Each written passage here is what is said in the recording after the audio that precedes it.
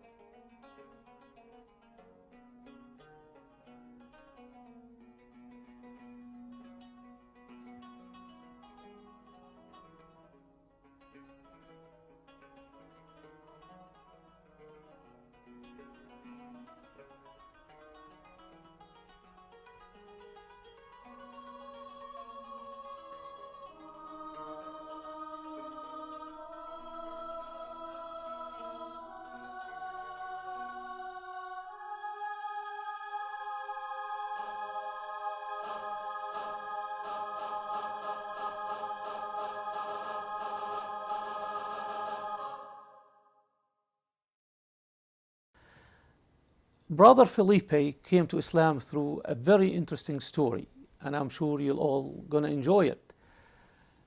But let me say this: guidance is a gift from Allah, God Almighty.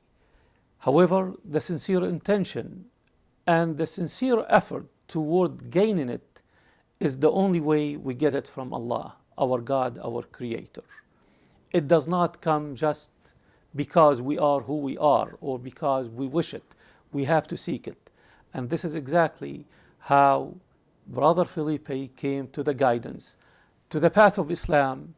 And now, since 2004, he is a devout Muslim whose Islam and the Islamic way of life does not only affect his personal life, it extends to his professional, family, and community life and benefiting the society at whole.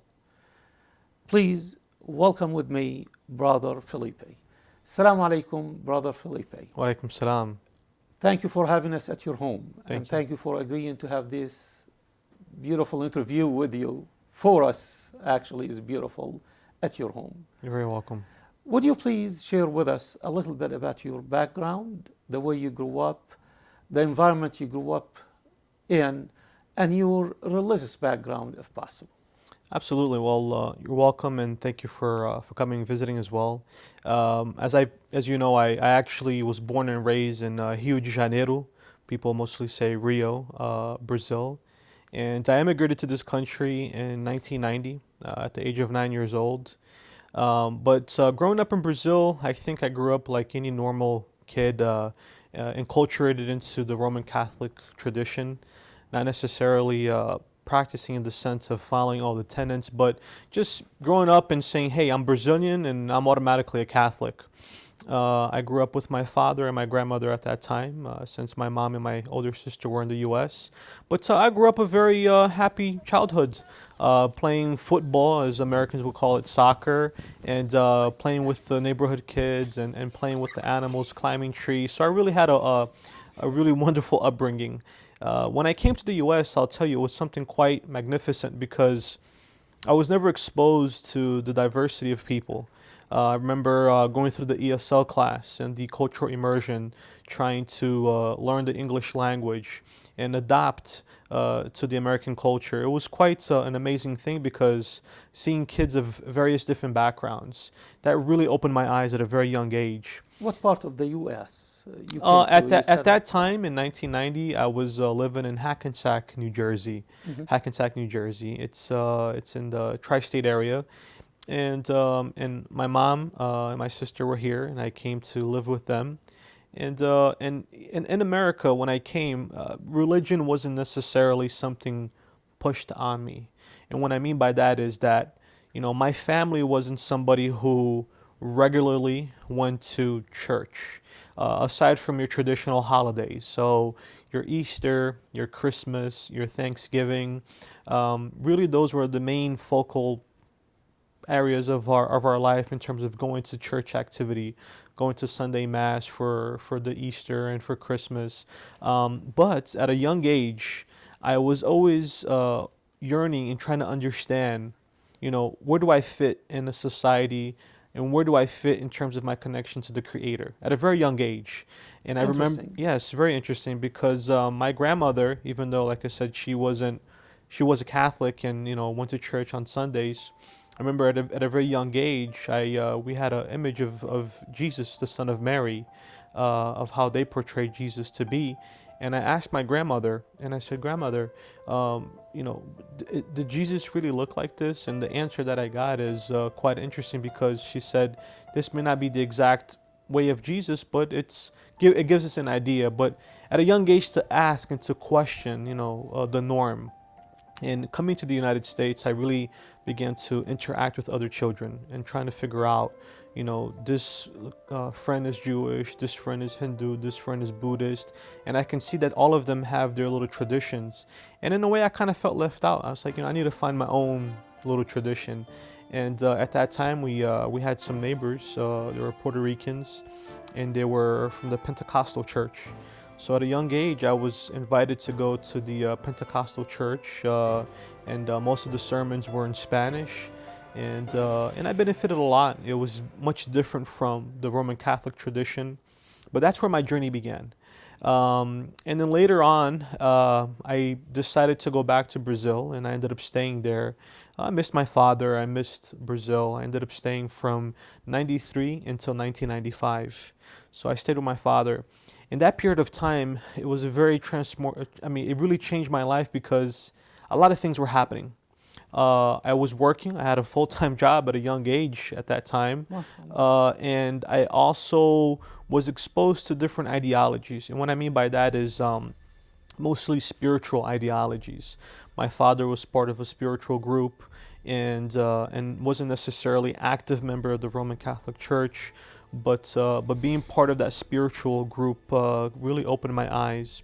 In Spanish, some people will call it Santeria, which comes from African tradition. It's called Candomblé, which was what the African slaves, some of them bought into much of the Latin American world. So that was something my father was involved in at that time. And as much as I didn't agree with it, it was something that I felt was interesting. Yeah. Very interesting, extremely interesting. Take us fast forward now to your high school, then to graduating from high school, and you told me before the interview that you joined the Marine. So would you elaborate a little bit on Absolutely. I went to an Episcopalian boarding school in Boca Raton, Florida, called St. Andrew's School. And it's a boarding school. I lived there, and it was quite an amazing experience, going to chapel twice a day and interacting with people of different faiths as well. As much as it's an Episcopalian boarding school, I had a lot of friends from the Jewish background, from very affluent families, and education being the focal point. And at that time, I think education became the core of my life, and wanting to pursue in academia. And that's where my love for culture and languages actually came about. I really became impressed of different languages and different cultures. Upon graduating, I graduated in 2000. I made a decision to join the Marine Corps. But before we talk about the Marine Corps, the influence of the religious school, your Catholic background, then you went to Episcopal school, and between this and that, you went to the Pentecostal church services. So obviously you have a great exposure to Christianity itself, which is basically your religion of birth. Absolutely. And I want you, when we talk about the influence of that religion, the Christianity in general, on you and making the decision when you came to Islam. But first, let's go to the Marine period of your life and then getting out to your professional life and share some of that with us before we get into the conversion to Islam. Sure, absolutely. I mean, my career in the Marine Corps wasn't anything vast and extensive. I wanted to make it a career, and I think in order for you to get a big picture as to how I wanted to be a Marine, this is pre 9/11, by the way. So as you mentioned, I was always around the church and going through different churches. Prior to the St. Andrew's School, I actually went to a military boarding school in Virginia in the South, and I became a born again Christian.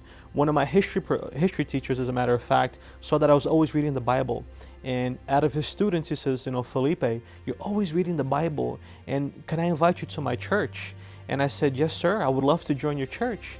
And I became baptized in this church in Virginia. It's a small town called Woodstock, Virginia, not Woodstock, New York. Yes. And I became baptized, and I became what some people will call a born-again Christian. And at that time, it was influential because the exposure of the military and being in part of a military school, this was just before St. Andrews. So that's what led me to the Marine Corps, because of I loved the organization, everything I heard about the Marines, and just the history of the Marine Corps. And since its inception of 1776, it's an amazing history. So upon graduation, I actually applied to the Citadel, which is Military College of South Carolina. It's a military university in Charleston, South Carolina. And part of the program was that I was supposed to enlist and be part of the Marine Corps. And I did, of course. This is before 9/11. And upon graduation, or what we call boot camp, I went to Beaufort, South Carolina, known as Parris Island. And after graduation, you go on into your military specialty. In my case, was infantry. That was my MOS, military occupational system. And during that training, I suffered an injury, a very serious injury. And that injury, even though I did heal and recover, it wasn't enough to allow me to continue on the path of my career, just because infantry is a very demanding job. You're carrying a lot of weight, and you're going out and climbing mountains and rappelling. So the option that was offered was you can, separate from the Marine Corps honorably, because it's not your fault. You got hurt, and it happened to the time that I got injured was a week or 2 weeks before 9/11. Interesting. So, and remember, keep in mind that the first group of people who went into Afghanistan were from the Marine Corps. And some of those people were some of my friends that didn't come back. Wow. They didn't come back. And that impacted me. Why? Because I began to question, why did this happen to me? Why did I get hurt before 9/11? And at that time, I was really soul searching. I was trying to understand, I wanted to, be a career. And your heart is with the cause. Of course. I was very... Yeah, and everything about the Marine Corps was appealing to me. I wanted to be a commissioned officer. I wanted to be a general one day. That was my aspiration.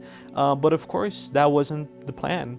And at that time, I was very depressed. And why? One, because I was hurt, and it took some time for me to recover from my injuries and to go through physical therapy. And in that time, I left the Baptist church. The reason why is because I was just really sad and depressed that, this happened to me. And I got separated from my unit, and many of my friends were going overseas, and I wanted to go overseas. But at that time, my family said, hey, come back to New Jersey, which I did. I ended up going back to New Jersey in 2002 and decided to go back to college. And that's where I actually ended up going to Montclair State University. And now, at that point, I was really going into different ideologies, different philosophies. In a way, some people could have called me agnostic, because at that point, I felt that I wanted to, stick mostly with what is God? Who is God? So at that point, you started the soul searching, as we say. Did you have any doubts? You mentioned you started questioning who's God, what's God? And those lines of questions, they come out of doubt sometimes, and sometimes out of sincere desire to get closer to God. So tell me what happened at that period. That's a great question. At that period, after having been medically discharged from the Marine Corps, going back to New Jersey and to be with my family, I was mostly trying to find out, where do I fit in this universe? I went through the Pentecostal denomination, I went through the Baptist denomination, the Roman Catholic, the Episcopalian, and I did also research many other denominations. And one of the things that I had was mostly the doubts of Trinity, meaning Jesus, the Son of Mary, or Jesus, the Son of God. And I think in that search, and it mostly came about because of, being let go from the Marine Corps and being hurt and thinking that, oh, I hope I'm not going to die. And I think when people are faced with a calamity, you're forced to think, wow, what's the purpose of my life? And I think having been placed in that situation, I said to myself, why am I here in this world? What's the bigger picture? Is it just work? Is it just, what's the bigger picture? So at that point, I began to read various different versions of the Bible. I speak Portuguese as well, so I read the Bible in Portuguese and Spanish since I love languages. And I began to try to figure out what's the bigger picture. And at that point, I really became non-denominational. I was not following an organized religion. I believe that God is one. I came to the conclusion that God is one, that God is the creator of the heavens and the earth, and that I believe in all the prophets and messengers from Adam to Noah. So the triune God basically did not make sense to you. It didn't make sense to me, and the reason why I studied anthropology. That was my main focus of studies in university, and I wanted to pursue my PhD in anthropology. I unfortunately didn't complete it, but my passion has always been comparative religion, culture, and languages. And I became very passionate about the Aramaic language. And the language of Jesus Christ, may peace be upon him. Absolutely. And I think we all remember the movie that Mel Gibson did, Passion of Christ. Yes. And when I found out that he had his actors learn Aramaic, I thought, this is amazing, because this is the language of Jesus, the Son of Mary. And then from that, I began to wanting to learn Arabic and Hebrew, because that's the foundation. The sister languages. Absolutely. Aramaic is what the Latin is to the Portuguese and to the Spanish. So I went into that area and became very intrigued with the Hebrew and the Arabic language. And at one particular semester, we studied what was called the cultures of the Middle East. And we studied the cultures of the Middle East, the religion, and of course, we know that in the world, the Arabs are a minority in terms of the Muslim ethnicity, or the people from the Muslim worlds. But most of the areas in terms of religion, it was about Islam and Christianity as well. But when we talked about Islam in this class of the cultures of the Middle East, they were talking about the Prophet Muhammad. And the professor did a very phenomenal job, very objective in terms of his lifestyle and his history. And I said, wow, I never really knew about the Prophet Muhammad. And I remember I got one autobiography by Martin Lings, or I'm not sure who the author was, but it was a book in English about Muhammad, the Prophet Muhammad. And I read it like in one day. I couldn't put the book down. Beautiful. Yeah, I just love reading. And I said, wow, how come no one ever really explained to me about this historical person, this wonderful person who was the Prophet Muhammad? And that's where I started. I said, you know what, let me stop the search in terms of all the isms, Confucianism and Buddhism. At one point, I wanted to be a Tibetan Buddhist. I wanted to go into Tibet, into the Himalayas, and just be up there. All of that prior to your studies, all of this were based on emotions, basically. And emotions, absolutely. Now the intellect came to play a little bit. You Absolutely. studied the history of the religions, you studied the history of Islam, basically, Yes. and you started having more interest. Take us through the journey now, from that moment until you became a Muslim. What affected you? What appealed to you? What made sense to you? And how you made your decision to become a Muslim? Absolutely.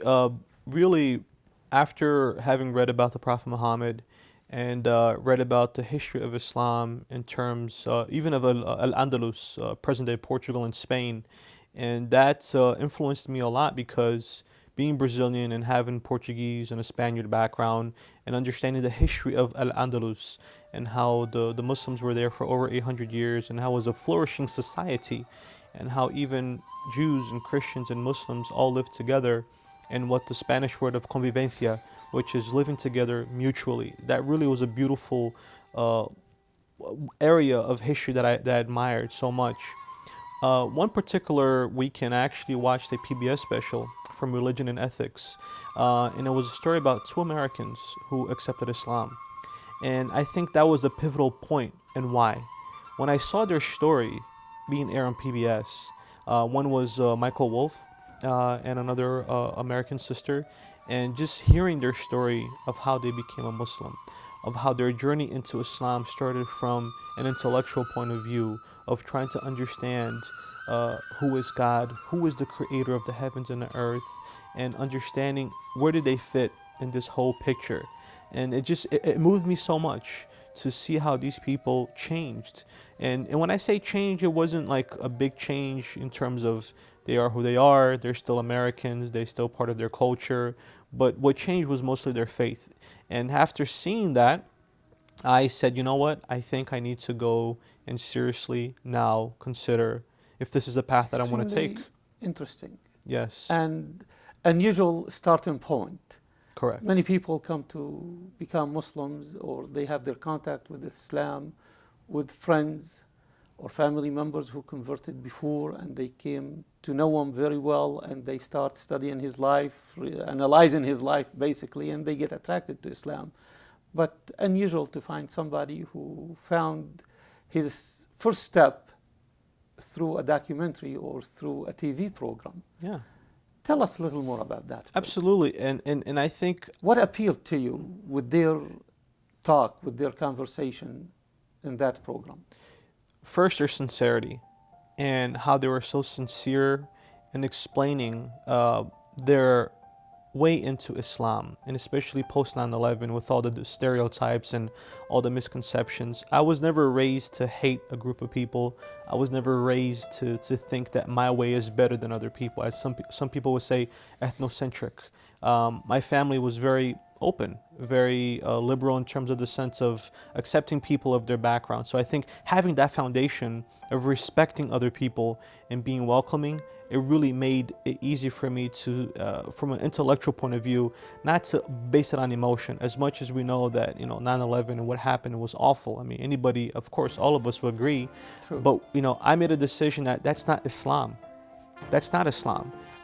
As we had unfortunate incidents in American history of terrorism in the past, Oklahoma City bombing, many other points of terrorism, we know that this is a small fanatical group. And after studying that and said, I need to make the decision on my own of what is Islam and who are the Muslims. That's And then, extremely honorable and smart, basically. correct. Especially after 9/11, Islam got a really bad name in the media and in the society in general. And to be interested at that point, it is difficult. It was going against the grain, and I've always Yes. been a person that went against the grain. I choose not to follow what everybody else does. I've always been a person that I want to be an independent thinker. Beautiful. I don't need to have people tell me how I should think. I don't need the media to tell me you need to think of these people like this. So I made a decision that I will make my own choice, and I will go ahead and through my own study, independent study, I would like to come to my own conclusion as to what is Islam and who is Allah. And through that, and that PBS special, I found people who were in the same process that I was, and I related to them. How did I relate to them? Because they also went through a similar journey. They themselves were searching, and they made their own independent searches, and they came to the conclusion that this is the life that I want to follow. And at that point, I said, this is what I want to do. I went to my local MSA, which is known as a Muslim Student Association in Montclair State University. And I went in this one particular fall semester of 2004. I remember I went and I knocked on the door, and what I got was a warm welcome. It wasn't people closing their doors on me. It wasn't people telling me to go away. It was the opposite. And it was the opposite of everything that we hear about the Muslims. It was young intellectual people, university, college students, who were actually quite amazed to see how much I knew. And they were actually thinking, okay, so who is your friend? What context do you have? And I told them, I really don't know any Muslims other than just You're the first ones I have ever met. Exactly. Okay. And at that point, it was really amazing because I talked about everything I knew about Islam and about the Prophet Muhammad, and how I was so in love with this character of the Prophet Muhammad, of everything, of justice and peace and everything that he was able to accomplish in a short amount of time. I was quite amazed. And then basically at that point, a brother said, Philippe, you basically are a Muslim. You've made that decision. that you are a Muslim. And they explained to me that the only thing that one must do is, and I thought I would have to go through a similar ritual as being baptized, and they said no, there's no ritual. You just have to bear witness and testify that there's no deity worthy of worship except God Almighty, and that the Prophet Muhammad is the final messenger. And I told them I already knew that, and they basically said, then you are a Muslim. And that for me was amazing, because at that point, when I find, it was kind of like a aha moment. I said, wow, I'm a Muslim, and a Muslim is one Without knowing it. without knowing it. And I already knew the word Muslim, what it means is one who submits to the will of God. And I've always been that person. Because the meaning of Islam is surrendering. Surrendering. That's the exact meaning And of Islam. submitting to God. And I said at that point that I need to make an honest decision that this is what I want. That I will be the one who makes the decision. No one forced me. No one made a decision for me. No one brainwashed me. It was through my ability that God gave me, my intellect, for me to study, to be objective, and to come to my own conclusion as to what I want to be in life. Wonderful. Here is a young man, educated, independent, and took the journey on his own, and he took the first step. Take us now through the following steps and tell us a little bit about the obstacles and the difficulties you faced and the positive experiences you found during this path until you got to where you are right now. A lot of the obstacles, Muhammad, mostly comes from what people perceive, and of course mostly negative and not based on any facts, but mostly based on raw emotions as to what happened in 9/11 and so on and so forth. So the negative was mostly people who you thought were your friends or people that you thought cared for you. But once you make a decision on your own and you don't follow the crowd, then you're not my friend anymore. An outsider yourself. You're an outsider. You're not doing what everybody else is doing. And because you're not doing what everybody else is doing, you're not part of my group. But I've never been a person who wants to follow what everybody else is doing. And that's something that I've always been ever since I was little. And as much as I did lose some friends, I also gained many friends and many people who came into my life who genuinely cared about me. And for my family, it wasn't so much of a big shocker. I think in the beginning, I did go through a phase of intense study. And as much as I didn't want to, of course, it wasn't my intention to distance myself from them, but my desire to learn as quickly as possible, I remember I did unintentionally move away from my family. But until I came to the realization that in Islam, it teaches you that you have to maintain family ties, that you have to be with your family. And at that point, I explained to them, I apologize for my time away from my family because, every convert, you go through a zeal. You go through this period of you're so new and you want to learn everything as quickly as possible. And at least for me, Yes. I've always been a person who I take things full on. I want to do things to the I capacity. want to ask you about this. I believe in the gradual steps. But for somebody like you, maybe you're not patient to go through that process. You want to grab everything. What would you say to those newcomers to Islam and those who the Muslims who come in contact with them? How to handle these points. Not everybody has the same capabilities or same desires or abilities. What should we tell those who are watching and they are searching? How much information they can handle, and what directions you would send them to. To study Islam, there are many areas. You have the Islamic histories, the Islamic laws, the Prophet's life himself, the Quran. And for one who is in searching mode, maybe doesn't have enough time to look at everything. Right. Where to start? That's a great question.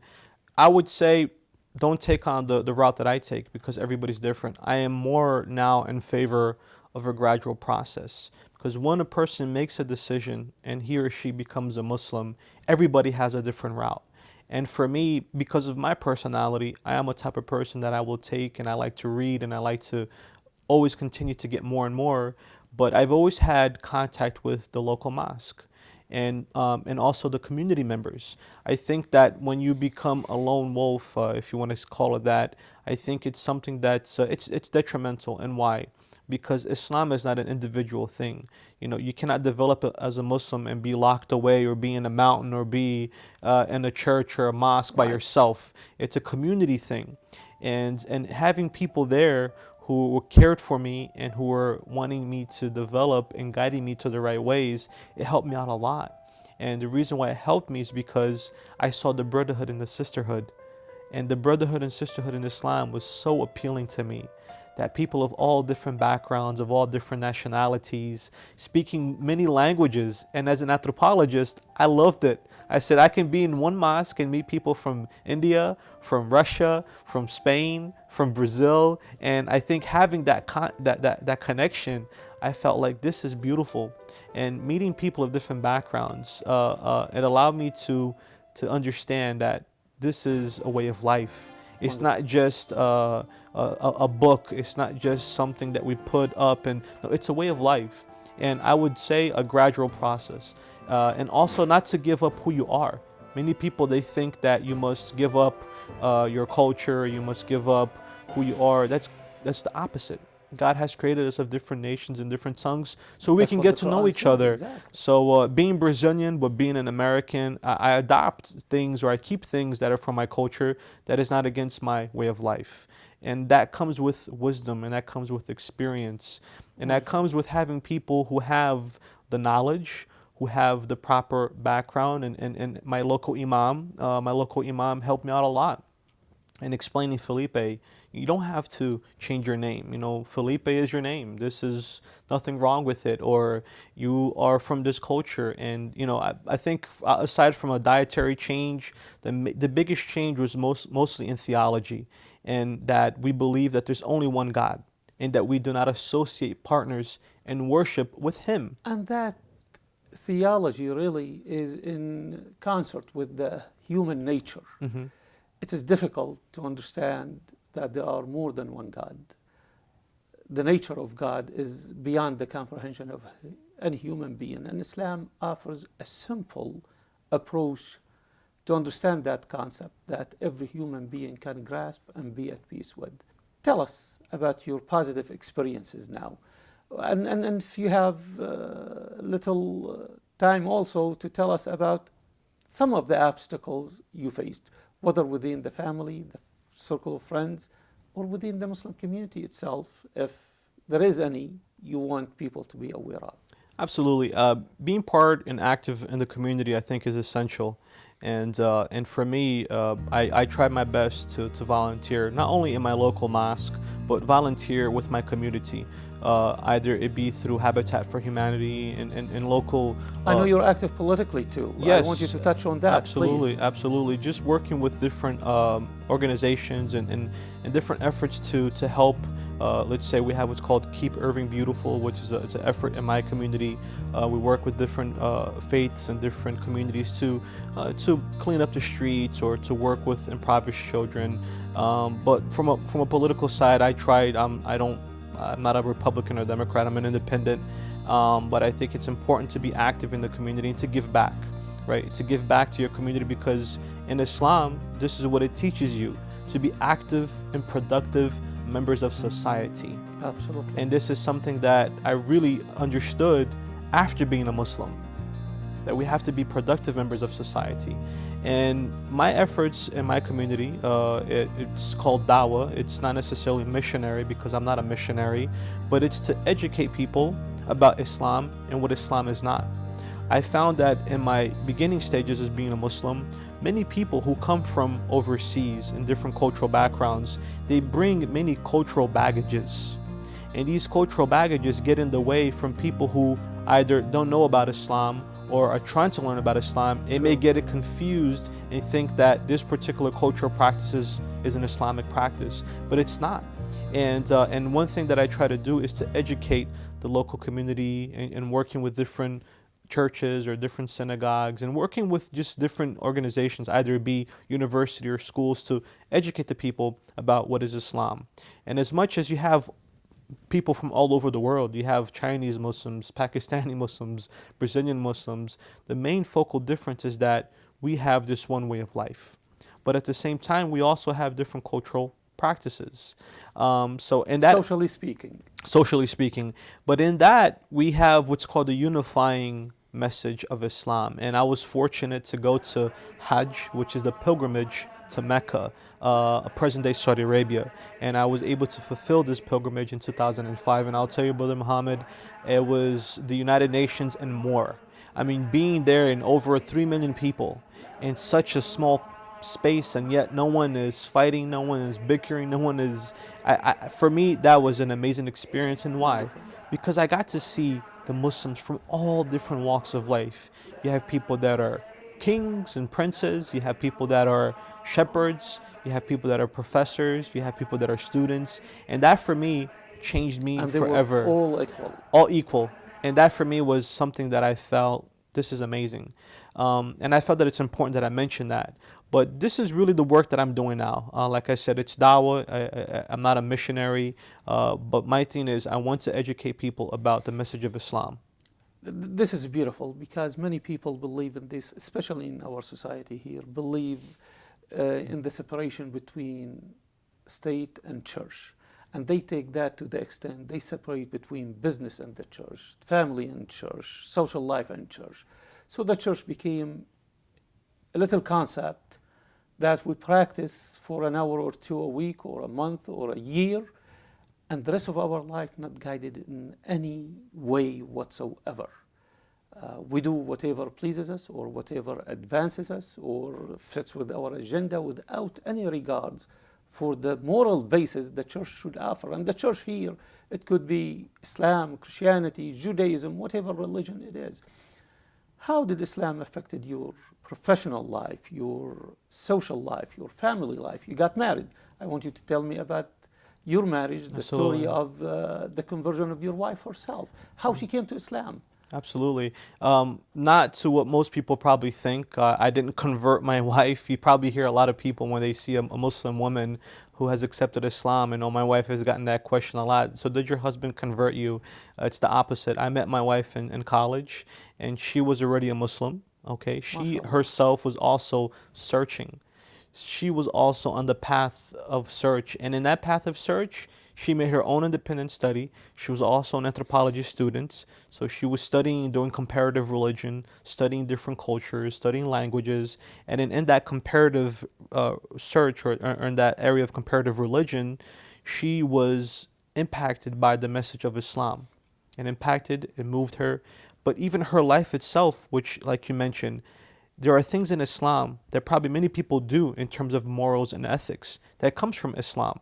So being on work on time, fulfilling your obligations to your family, to your neighbors, these are things that being honest in your dealings, honest in your dealing at work, absolutely, not just being on time, to the best. You have to give your employer the best you can give them. Absolutely. So many of these things people say, I already do this, but I'm not a Muslim.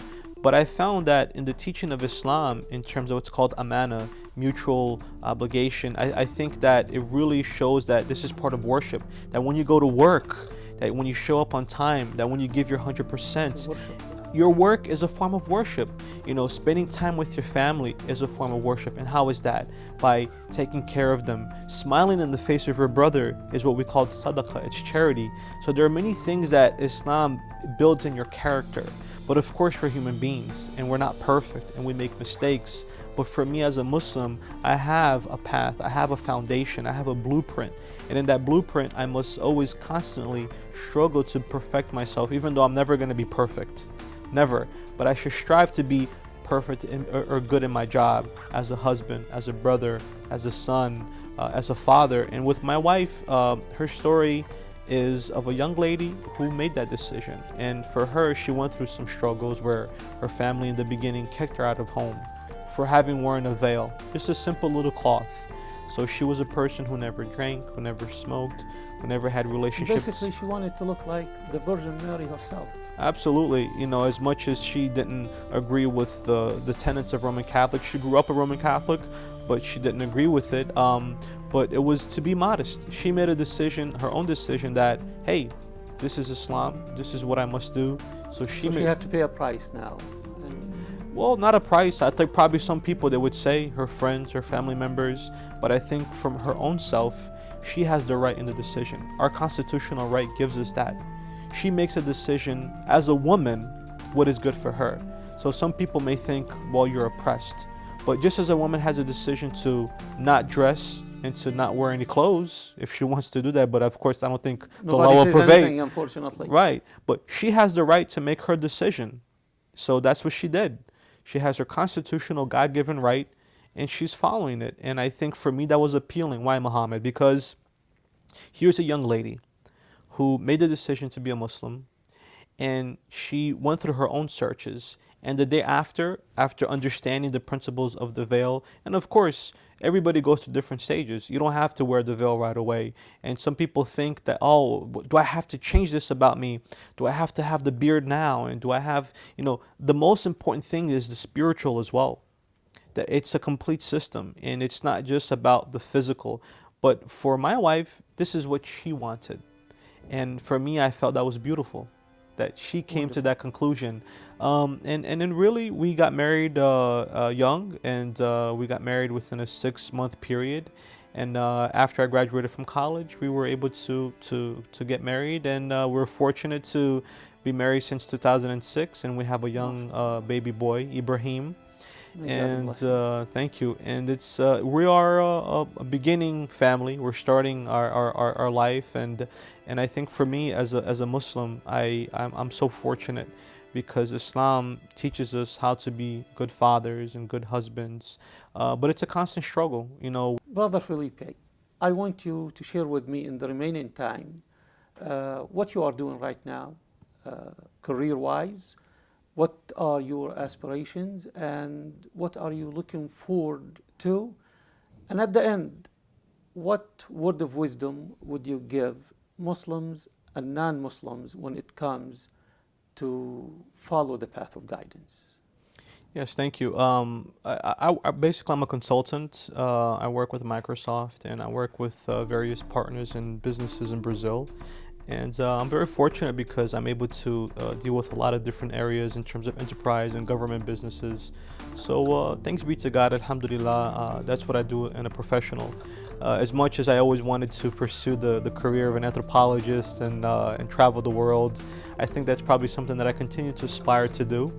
And whether I do it through Microsoft or do it from a personal level, I think that's something that I definitely aspire to travel with my family, to work in this efforts of educating people, but also what I like to call, respect and tolerance. Because I found that being a Muslim, I have to be tolerant with others. And what I mean by that is that as much as I have my way of life now, and I have my way of thinking, many people that I know in terms of friends or family members of different faiths, and as Allah, God says in the Quran, Ahl al-Kitab, the people of the book. Many of my family members are Christians of different denominations, and some are Buddhists, some are agnostic, and they're my family, and I love them. And I think what I have that's different probably from people who come from overseas is that living in America, it's a very diverse nation. And it's a nation that has given me many opportunities of having immigrated here legally, of having come here and learned the language and be part of the culture. And I found that Islam teaches you that no matter what area you're in, you have to be part of that society. So my word of advice for the Muslims is that if you come from wherever you came from, that don't be afraid of being part of this culture, that we have to contribute. And of course, for the American Muslims that are born here, this is their land, this is their culture. And then for people like me who immigrated here legally and who accepted Islam in America, I really find that that this is a place where we have the right to choose, and we have the right to be who we want to be. And I think that we should not be afraid, meaning for our non-Muslim brethren, we shouldn't be afraid of Muslims, and that you have to make your own decision about what is Islam. And if you have a Muslim neighbor, get to know that person. And until you make your own decision and your own objective decision, then that's the only way that you're going to have a complete picture of what Islam and who the Muslims are. And that's what I did, and that's what many people have done. But at the same time, no one forced me to be a Muslim. Okay, and I made the decision, and we had some of our local church members or people from local churches who have come to our mosque, and they've come and they've done tours, and that's what we try to do.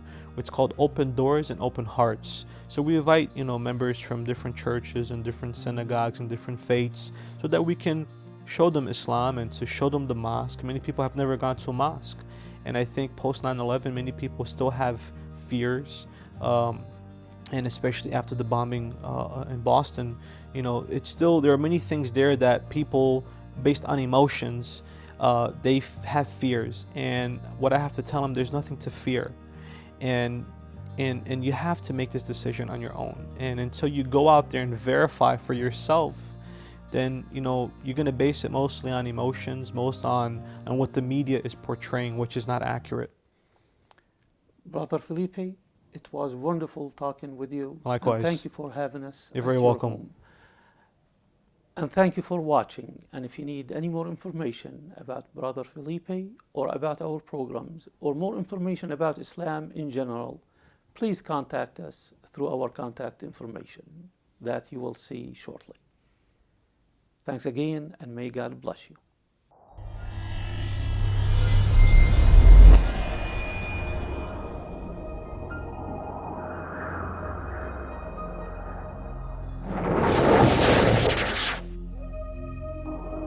سبحان من تعن الوجوه لجوده